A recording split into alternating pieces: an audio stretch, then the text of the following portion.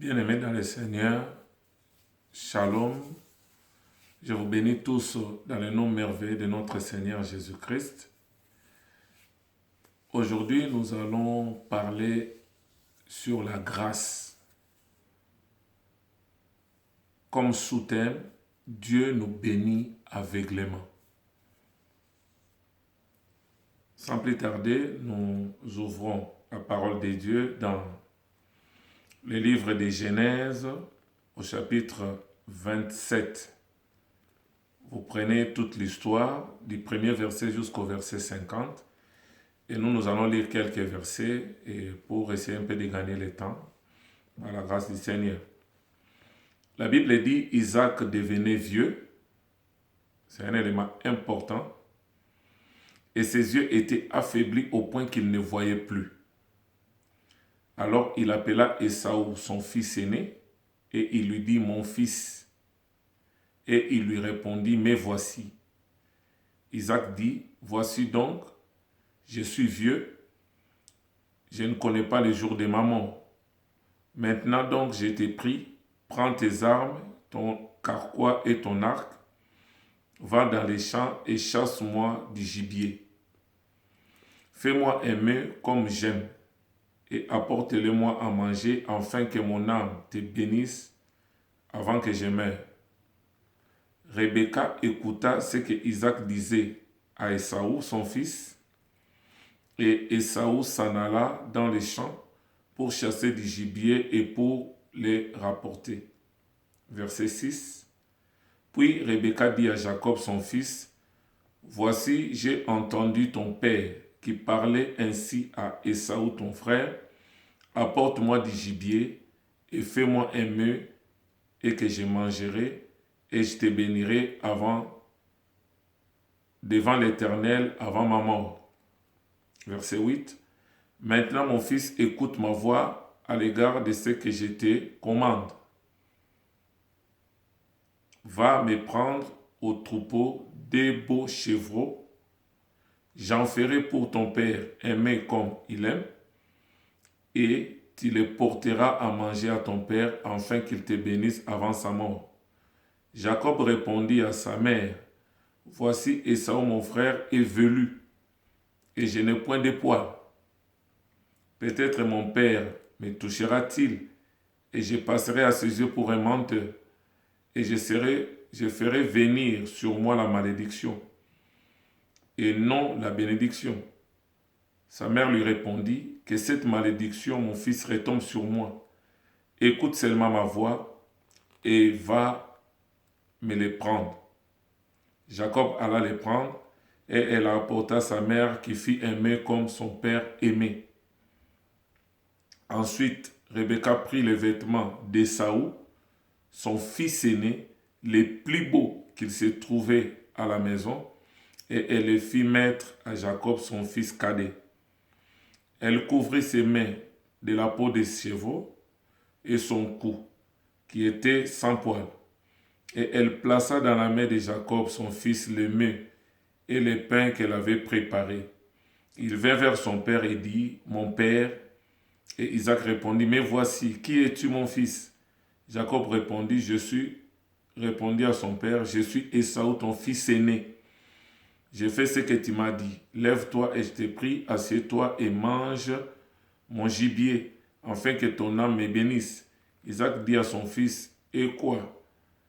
Tu en as déjà trouvé, mon fils? Et Jacob répondit, c'est que l'Éternel, ton Dieu, l'a fait venir devant moi.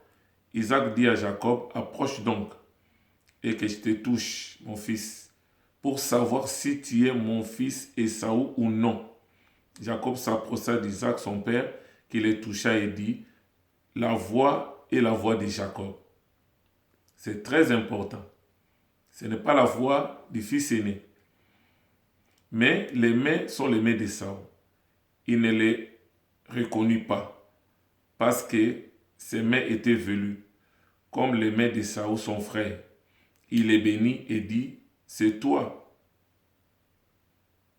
qui es mon fils Ésaü.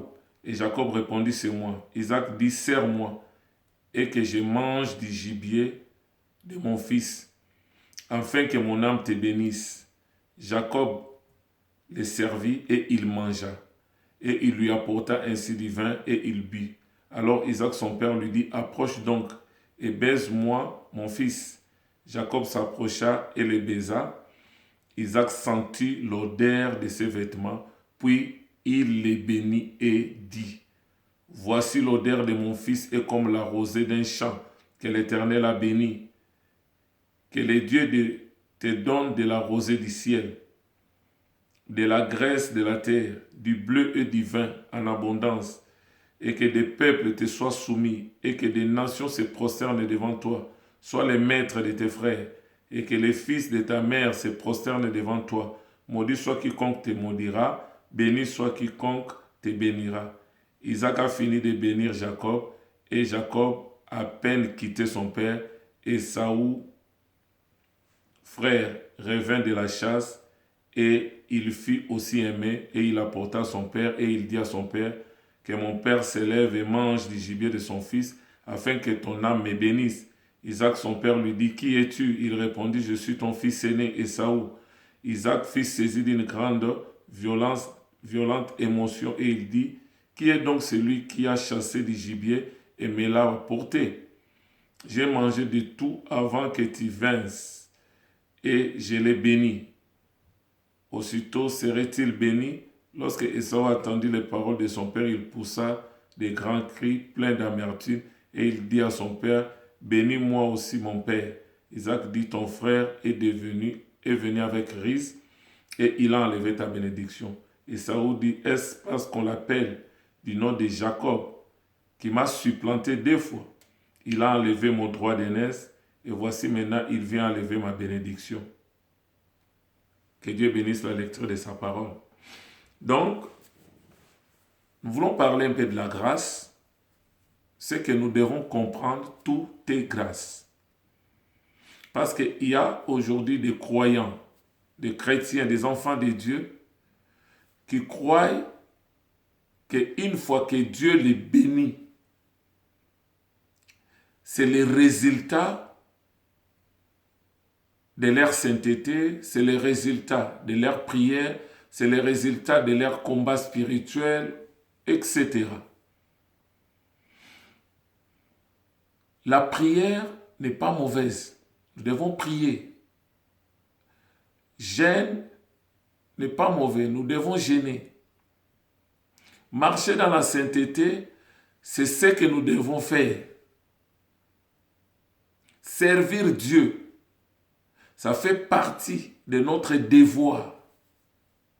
Parce qu'il nous a rachetés à un grand prix, au prix de son sang précieux. Mais nous ne devons pas attribuer nos bénédictions sur ces choses. C'est ça le grand problème.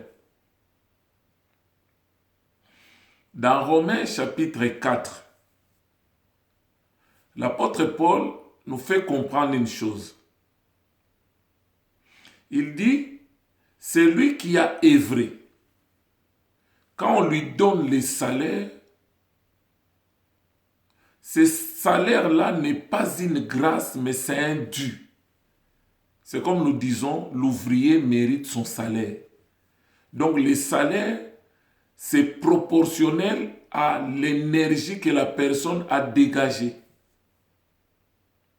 Mais par contre, celui qui croit à celui qui a œuvré, quand on lui donne les salaires, ce salaire-là n'est pas un dû, mais c'est une grâce, parce qu'il n'a pas mérité. Donc, dans l'ancienne alliance, c'était la méritocratie. La Bible dit, celui qui mettra ces choses en pratique vivra par elles. C'est-à-dire, la vie des partisans de l'ancienne alliance dépendait de la manière dont ils observaient la loi et le commandement de Dieu. Mais ce qui est totalement différent dans la grâce. Dans la grâce, il y a quelqu'un qui a œuvré, qui a fait le travail à notre place, qui a accompli et il a satisfait la justice de Dieu. c'est le Seigneur Jésus-Christ. Mais maintenant, nous qui croyons en lui, quand nous recevons quelque chose de la part du Seigneur, ce n'est pas que nous avons mérité la chose. C'est par grâce. Donc quand Dieu nous bénit par sa grâce, c'est-à-dire il nous bénit aveuglément. Parce que Dieu, dans sa splendeur, dans sa grandeur, dans sa sainteté, quand il a les deux yeux ouverts, aucun humain, aucun descendant d'Adam ne peut mériter la bénédiction de Dieu. Parmi les hommes qui ont vécu sur la terre, il n'y a qu'un seul homme, après la chute d'Adam, le Seigneur Jésus-Christ. La Bible dit dans Hébreux chapitre 5, le verset 7, il est le seul qui a été exaucé à cause de sa piété. Maintenant, si Dieu nous exauce, c'est au travers de Jésus-Christ. N'attribuons pas nos bénédictions à nos efforts, à notre performance ou au travail que nous sommes en train de faire pour Dieu. Non. Ici, le texte nous dit, Isaac était devenu vieux, il était devenu aveugle, il ne voyait plus. Or, nous savons que l'homme a 5 sens du corps: la vue, l'ouïe, l'odorat, les goûts et les toucher. Maintenant, Isaac, qui typifie le père, lui, il suit la tradition. La tradition hébraïque dit ceci, que la bénédiction, l'héritage du père revient au fils aîné. Quand on veut bénir des enfants, c'est la main droite qui contient plus de bénédictions et de bénédictions importantes que la main gauche.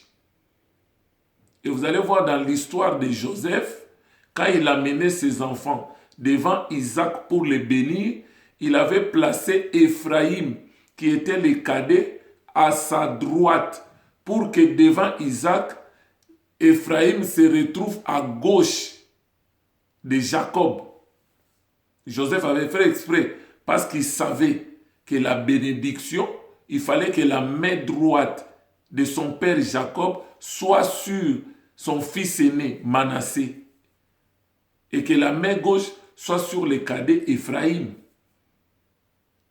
Nous avons déjà fait une vidéo par rapport à ça, sur la croisée des bras de Jacob. Là, vous pouvez suivre un peu dans les détails. Mais là, nous sommes dans l'histoire d'Isaac. Maintenant, Isaac, c'est le type du père. Dans ce contexte-là. Ésaü, en tant que premier-né, fils aîné, il prend le rôle de Christ en tant que premier-né de beaucoup de frères. Donc c'est à lui que revient l'héritage, c'est à lui que revient la bénédiction du Père. Maintenant, Rebecca joue le rôle du Saint-Esprit. Jacob représente l'homme, les humains, nous, ce que nous sommes. On peut aussi dire représente l'Église. Maintenant, Isaac suivait la tradition, il devrait bénir les fils aînés parce que c'est lui l'héritier, l'héritage lui revient à part entière. Mais maintenant, comme Rebecca joue le rôle du Saint-Esprit, la Bible dit le Saint-Esprit sonde tout, même la profondeur de Dieu, et il nous le révèle. Donc au moment où Isaac s'entretenait avec son fils aîné, Ésaü, pour le bénir, Rebecca a écouté. Maintenant, Rebecca, au moment où où elle était enceinte, elle était partie consulter l'Éternel. L'Éternel lui avait dit, il y a deux peuples, deux nations qui se battent dans votre ventre. Mais la nation du plus petit prendra la prééminence sur l'aîné. C'est le plus petit qui va dominer sur l'aîné. L'aîné sera assujetti par le plus jeune. Donc Rebecca connaissait déjà cette pensée. Raison pour laquelle vous allez voir Isaac aimer Ésaü comme fils aîné et Rebecca qui joue le rôle du Saint-Esprit, lui il aimait les cadets qui peut typifier l'Église. Mais maintenant il fait tout pour que l'Église, Jacob, soit béni. Mais maintenant, pour que Jacob soit béni par Isaac, il faut que Isaac devienne aveugle. C'est ça la grâce. Parce que si Isaac a les yeux ouverts, donc Jacob, même s'il suit l'instruction de sa maman Rebecca, ils ne pourront pas tromper Isaac. Donc il a fallu que les yeux d'Isaac soient affaiblis, les yeux d'Isaac soient morts, que Isaac devienne aveugle. Or, Isaac, quand il devient aveugle, là nous voyons Dieu qui regarde son Église. Il nous regarde au travers de Jésus. C'est-à-dire, quand il nous regarde au travers de Jésus, Dieu devient aveugle. C'est ça la grâce. Maintenant, qu'est-ce qui s'est passé? Sur les 5 sens du corps, il a perdu la vue. Maintenant, il devrait utiliser les 4 sens qui restent. Maintenant, quand Jacob a ramené la nourriture à son père, au moment où il a parlé, c'est ça l'image de la prière que nous formulons pour que le Père nous écoute et que le Père nous exauce et qu'il nous bénisse. Au moment où il a parlé, le Père a dit, ça ce n'est pas la voix du fils aîné, ça c'est la voix du cadet de Jacob. C'est pour nous dire, notre prière est informe et vide. Notre prière est sale. Notre prière sent mauvais. C'est pourquoi, quand vous prenez dans Exode chapitre 30,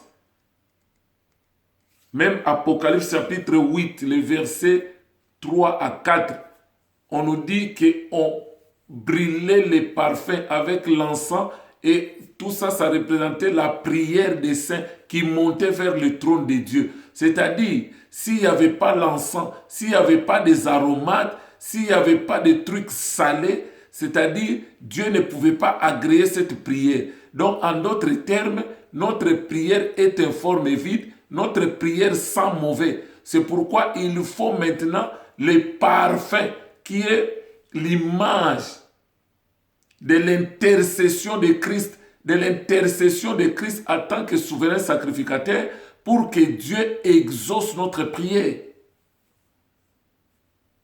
C'est comme un enfant qui ne sait pas bien parler. Il demande quelque chose, le père dit qu'est-ce qu'il veut dire. Maintenant, l'intermédiaire maintenant, il dit Père, il veut dire ça. La Bible dit dans Romains, nous allons prendre Romains chapitre 8, les versets 26 à 27. Romains chapitre 8, le verset 26 dit quoi?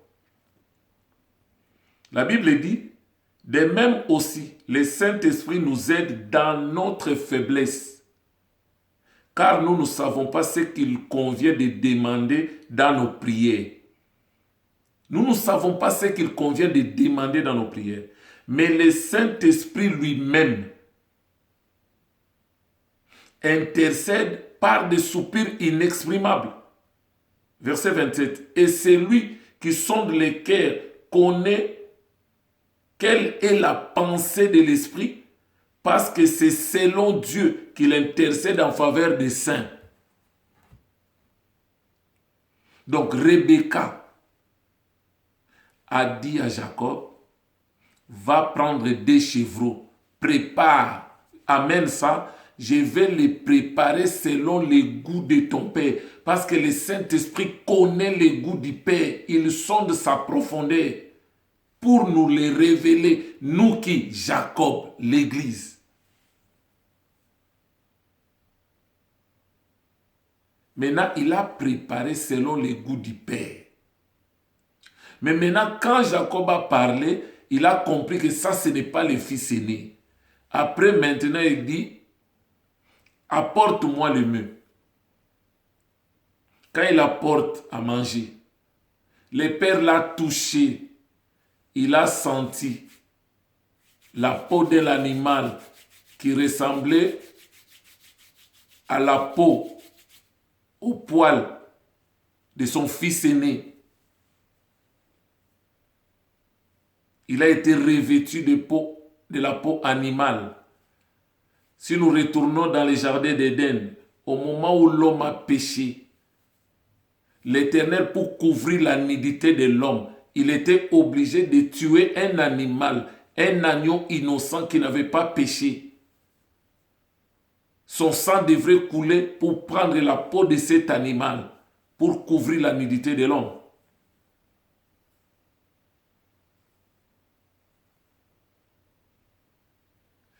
Il a utilisé, la vie ne fonctionnait plus, lui, il a compris que ce n'est pas le fils aîné, le toucher, ça lui a rassuré que c'est le fils aîné. Ensuite, il devrait maintenant utiliser les goûts, manger maintenant. Quand il a mangé le mets, Rebecca connaît les goûts du Père, le Saint-Esprit. Il a préparé comme Isaac aime. Ce n'était pas du gibier, mais des chevreaux. Mais il a préparé au goût du gibier. Donc avec le goût, il a compris que oui, mon fils aussi prépare comme ça. J'aime ça. Maintenant, il restait l'odorat. Après, il dit, viens, embrasse-moi. Comme sa mère lui avait fait porter la robe de son fils aîné, la plus belle robe qu'elle avait dans la maison. Or, nous savons que les vêtements nous enseignent la justice. Et au moment où il a mangé, il a embrassé son fils, il dit, je sens l'odeur de mon fils comme la rosée du ciel. C'est à partir de là qu'il l'a béni.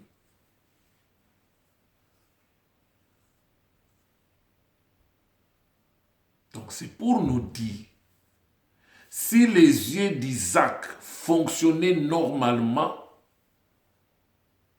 Jacob ne serait pas béni. En d'autres termes, si Isaac avait les yeux qui fonctionnaient normalement, c'est ça Dieu qui ne peut bénir que son fils aîné Jésus-Christ. Et aucun humain ne peut recevoir la bénédiction de la part du Seigneur.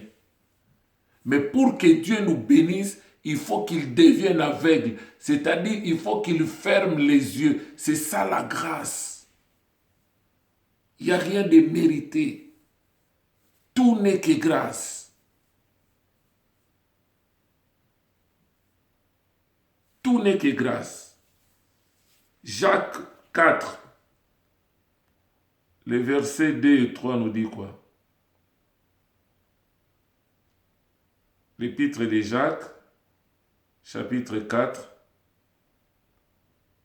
je prends le verset 2. La Bible dit, vous convoitez et vous ne possédez pas. Vous êtes meurtriers et envieux et vous ne pouvez pas obtenir. vous avez des querelles, des luttes. Vous ne possédez pas parce que vous ne demandez pas. Mais vous demandez et vous ne recevez pas parce que vous demandez mal dans le but quoi? De satisfaire vos convoitises. Donc la demande de l'homme, la requête de l'homme, Dieu ne regarde pas ce que tu dis dans ta prière, mais Dieu regarde la motivation, la pensée cachée. Pourquoi vous demandez la chose? C'est par comparaison. C'est pour te faire voir. C'est pour défier quelqu'un. C'est la motivation qui compte. Quand vous allez dans Genèse chapitre 4, il y avait Caïn et Abel qui devraient présenter leur offrande devant l'Éternel. Mais le problème, ce n'était pas l'offrande qu'ils présentaient. Ce n'était pas ça vraiment le grand problème. Le grand problème, c'était l'intention du cœur. La Bible dit quoi? L'Éternel, il a regardé d'abord l'attitude du cœur d'Abel et l'attitude du cœur de Caïn. Et la Bible dit, Dieu porta d'abord un regard favorable sur Abel. Ensuite, sur son offrande. Mais quand il a regardé l'intérieur de Caïn, il a compris que Caïn n'a pas la foi. Dieu ne porta pas un regard favorable sur Caïn et sur son offrande. Mais c'est ça le contraire avec nous les hommes, avec nous les serviteurs. Donc nous, l'attitude du cœur, ce n'est pas ça l'important, le plus important. Ce n'est pas ça, à ça que nous regardons, mais l'attitude, nous regardons ce qu'on apporte. Mais Dieu commence d'abord par regarder l'attitude du cœur avant d'accepter l'offrande. Mais avec les hommes, c'est l'inverse. L'attitude ne nous intéresse pas. Nous, c'est l'offrande qu'on nous amène.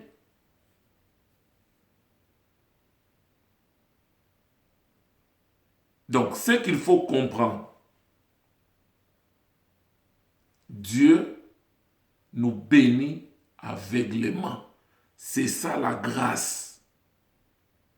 Quand nous prenons Hébreux, je vais finir par là.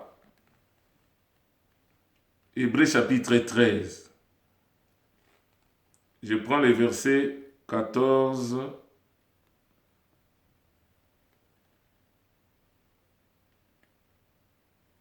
La Bible dit, car nous n'avons point ici-bas de cité permanente, mais nous cherchons celui qui est à venir.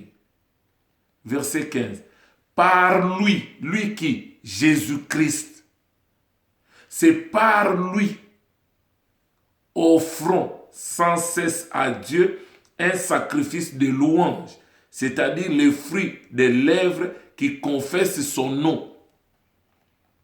C'est-à-dire Dieu nous exauce par Jésus-Christ. En dehors de lui, il n'y a pas l'exaucement. Mais il y a des gens qui attribuent les bénédictions de Dieu par rapport à leur jeûne et prière, par rapport à leur marche, par rapport à ce qu'ils donnent à l'église, par rapport aux offrandes, par rapport à tout ce qu'ils donnent, qu'ils apportent à l'église, et ils attribuent la bénédiction de Dieu par rapport à ça. Bien-aimés, au moment où vous attribuez la bénédiction que vous recevez de la part du Seigneur, par rapport à vos efforts, par rapport à votre conduite, par rapport à votre performance, par rapport à votre jeûne et prière, par rapport à votre travail, par rapport à votre ministère, par rapport à tout ce que tu fais pour Dieu, par rapport aux dons que tu fais à l'église, par rapport aux offrandes que tu apportes à l'église, par rapport à tout ce que tu fais, là vous enlevez la grâce. Pourtant, tout ce que nous recevons de Dieu n'est que grâce. Même pour hériter le salut, c'est par la grâce. La Bible nous dit dans Éphésiens chapitre 2, le verset 8, nous sommes sauvés par la grâce au moyen de la foi. cela ne vient pas de nous, c'est un don. Maintenant, si quelqu'un veut se glorifier des œuvres, le verset 9 dit quoi? Ce n'est pas par les œuvres que l'homme doit se glorifier. Mais maintenant, si quelqu'un dit, bon, c'est que les œuvres ne sont pas importantes, là, le verset 10 d'Éphésiens 2 lui répond, nous sommes son ouvrage, l'œuvre des mains de Christ. Il nous a façonnés lors de la nouvelle naissance. La Bible dit, nous sommes son ouvrage, ayant été créé en Jésus-Christ lors de la nouvelle naissance pour pratiquer les bonnes œuvres que lui-même avait déjà préparées d'avance pour nous, afin que nous les pratiquions. C'est-à-dire les bonnes œuvres que nous accomplissons sur la terre, nous ne les fabriquons pas. Ce sont des bonnes œuvres que Dieu avait déjà préparées d'avance, avant notre existence, afin que nous les pratiquions. C'est pourquoi David avait prophétisé que ceux qui viennent en l'Éternel, ils trouvent déjà dans leur cœur les chemins tout tracés. Donc nous sommes en train de suivre les chemins que Christ a tracés pour nous. C'est-à-dire, quand tu fais les bonnes œuvres, tout ce que tu accomplis comme bonnes œuvres sur la terre, ce sont des bonnes œuvres que Dieu avait déjà préparées d'avance pour toi. Donc l'homme n'a rien à créer. Il n'a rien à inventer. Donc tout n'est que grâce. Nous hériterons le ciel par la grâce. Les gens qui pensent que pour aller au ciel, Dieu va mettre une balance pour voir les bonnes œuvres et les mauvaises œuvres. Si les mauvaises œuvres ou les péchés pèsent trop, c'est là où vous irez en enfer. Si les bonnes œuvres pèsent trop, c'est là où vous irez au ciel. C'est faux et archi faux. Nous péchons tous les jours ici de la vie. Nous péchons dans nos pensées, nous péchons dans nos propos, nous péchons dans les actes. C'est-à-dire, la Bible dit, c'est lui qui dira du matin au soir, il n'a point péché, il fait Dieu mentir. Nous bronchons de plusieurs manières, tantôt d'une manière, tantôt d'une autre. Donc s'il faut aller sur le terrain des œuvres pour hériter le ciel, donc c'est mort. Nous hériterons le ciel par la grâce. Et tout ce que nous recevons de Dieu n'est que par la grâce. Il n'y a rien de mérité.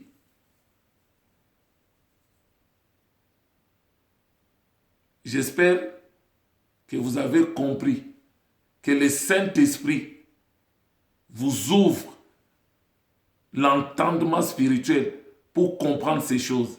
Quand vous priez, quand vous jeûnez, quand vous